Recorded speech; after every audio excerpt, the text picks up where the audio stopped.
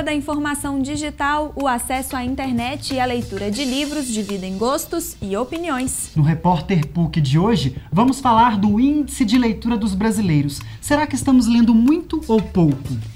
Está no ar o Espaço PUC, você por dentro do que acontece na universidade.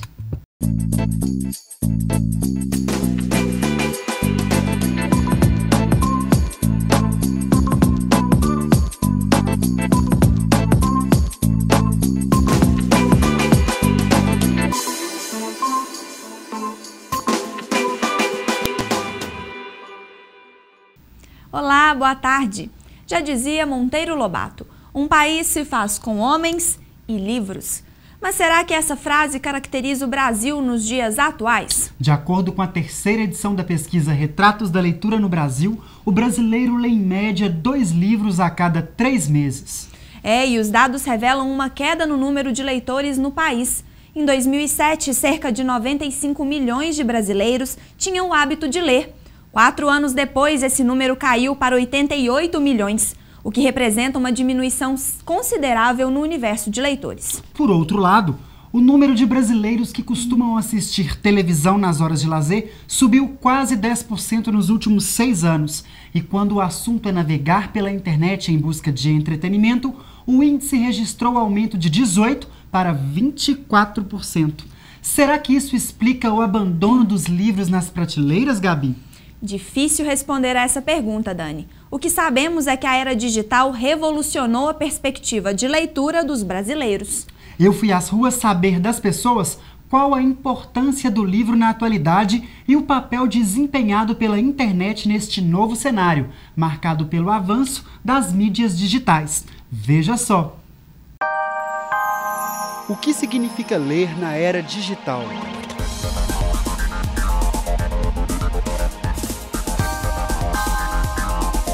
O avanço de mídias como a internet trouxe velocidade para as informações. As pessoas estão cada vez mais buscando novas formas de adquirir conteúdos. Em meio a esse cenário, fica a pergunta: qual o lugar dos livros nessa sociedade? A internet ela realmente é uma ferramenta a mais, né? Você é uma informação mais rápida, você pode usá-la como pesquisa, eu acho que ela é super válida, mas eu acho que tem que haver também o contato sempre constante com o livro, sabe? A busca da informação através do livro. Os livros transmitem muito mais credibilidade do que a internet. O que eu espero é que a vinda da interpretação digital seja benéfica. O meu receio é que ela exatamente possa até afastar mais o pessoal de uma biblioteca. As condições, possíveis que a internet nos oferece, o acesso, a facilidade, tem desenhado um leitor que opera ao mesmo tempo com um conjunto de informações num tempo extremamente rápido. E pensar que isso é ruim, que isso seja um malefício, que isso pode ser danoso, é ter uma visão extremamente fora do nosso mundo. De acordo com pesquisa divulgada no site Ibope no início de 2013, apenas 33% dos brasileiros com idade entre 12 e 75 anos leram algum livro nos últimos 30 dias. Afinal, por que somos tão pouco habituados ao universo da leitura? Será que o avanço da era digital contribui para esse índice? Você prefere ler livros ou acessar a internet e por quê? Eu prefiro acessar a internet. Por quê? Porque tem... são vários assuntos, né? Acho que é bem mais amplo do que ler um livro, entende? Ler livros, no caso. Porque eu acho melhor a cultura, né? Já vem da cultura mesmo, a pessoa lê. Eu acho que ler também enriquece o vocabulário da pessoa também, né? Bem melhor do que... A internet, ela ajuda muito na pesquisa e tudo, não desvaloriza a internet, não. Mas a cultura de ler livros já vem de muito tempo, né? Eu prefiro ler livros, porque a internet tem muita coisa que não é de verdade, entendeu? Tem muita informação falsa. A internet, porque é muito mais fácil e prático. A gente ganha alguma cultura, mesmo que não está estudando mais, é através dos livros mesmo, de bons livros, né? Só a internet que é mais prático. Para reverter esse quadro, a escola tem papel fundamental na formação de novos leitores. É preciso que a escola, é preciso que as práticas, que o mundo da educação fique atento a esse novo leitor que está se constituindo, fique atento a esses novos modos de agir, né, no mundo da leitura. O livro não pode deixar de existir nunca, né? Então ele tem que sempre existir. O palpar o livro acho que é fundamental. O mais importante de tudo é ler, é participar da leitura do que gosta, de romance, ou tecnologia, ou científica, para que isso faça bem. E hoje em dia isso é fundamental.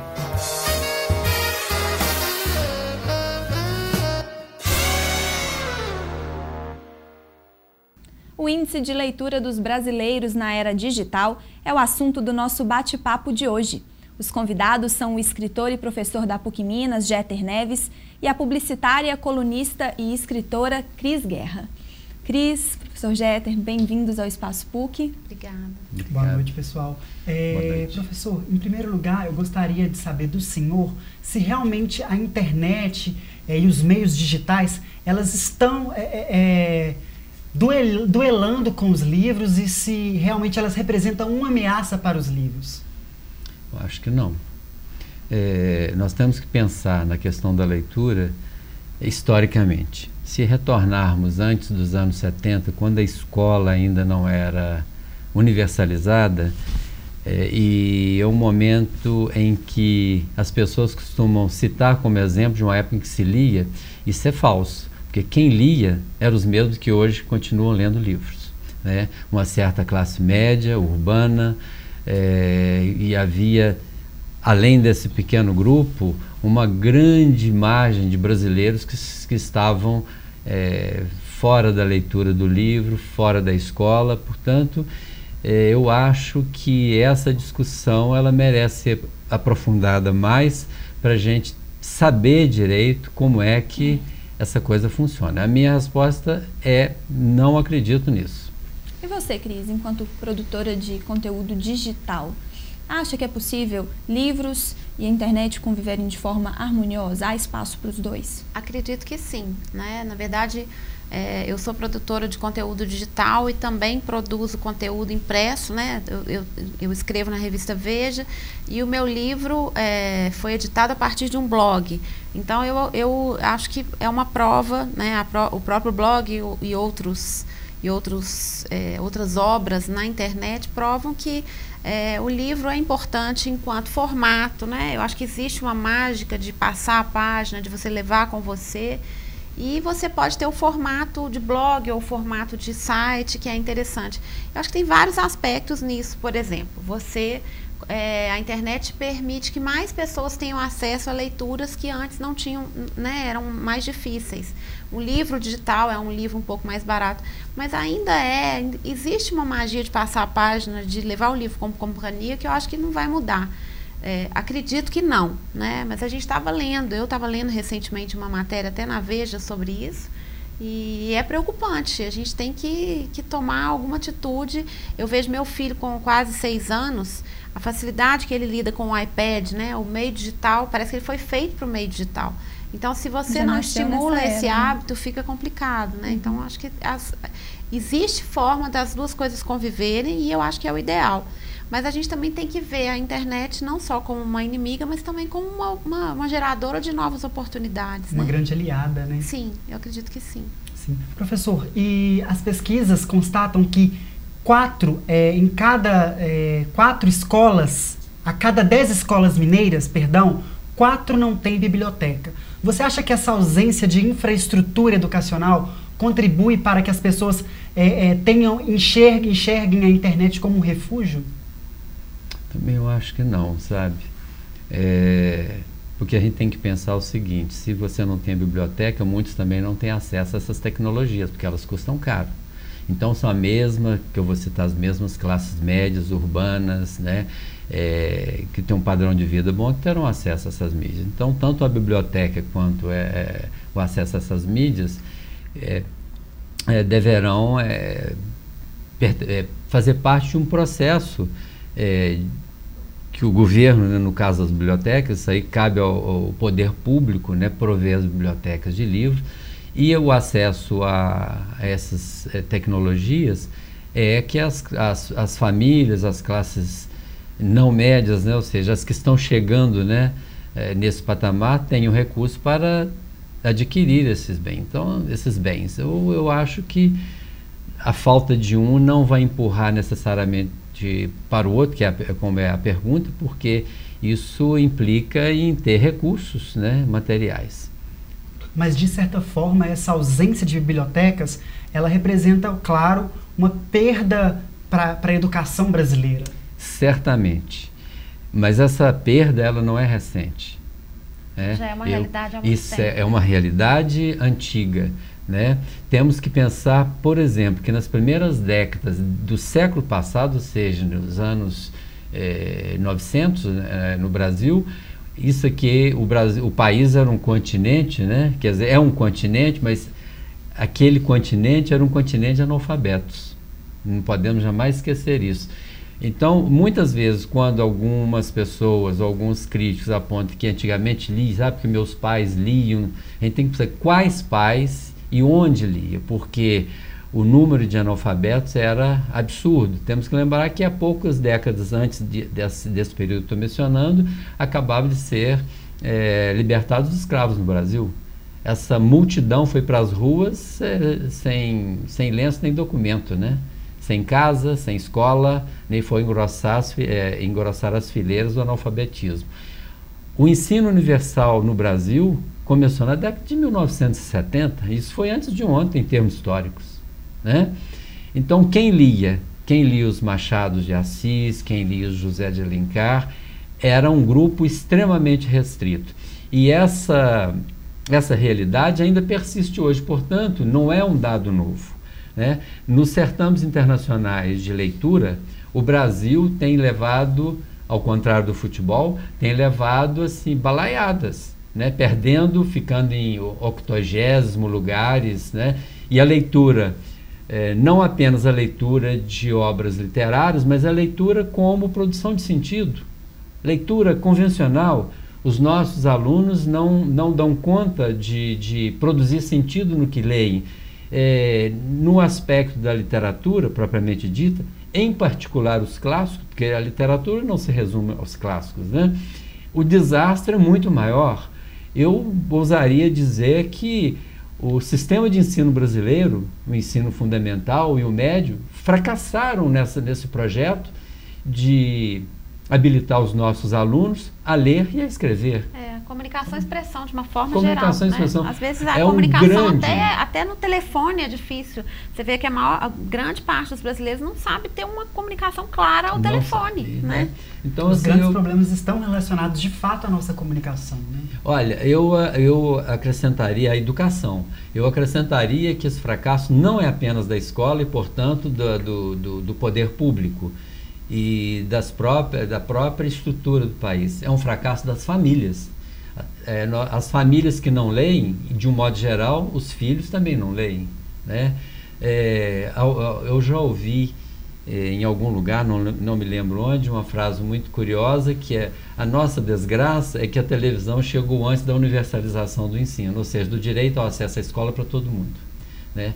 A televisão chega nos anos 50, lá pelos anos 1970, a maioria da população urbana já estava com televisão, mas a escola foi universalizada nessa época, ou seja, a cultura audiovisual ela antecede a cultura escolar. Eu me refiro assim, à grande massa, né, a grande população, a grande maioria da população brasileira. De uma certa forma, a internet vem até como uma aliada para tentar ajudar nesse sentido, porque a televisão ela é uma forma de comunicação já mastigada, né? A gente já vê tudo, e às vezes a internet, os jornais pela internet fazem as pessoas terem acesso a mais leitura do que teriam antes na internet. Né? Mas ao mesmo tempo também é uma ferramenta muito perigosa, né? Porque perigosíssima, ela né? aceita ela conteúdo de qualidade, mas também produz muita bobagem. Né? E terra de ninguém, como dizem, né? Uma crítica que se faz também seria uma leitura muito fragmentária, né? Muito pulverizada, não consegue organizar, digamos, como você, numa leitura de um livro, né? Que é tão difícil, né? Estruturar um pensamento. Um livro você te exige um tempo, uma calma.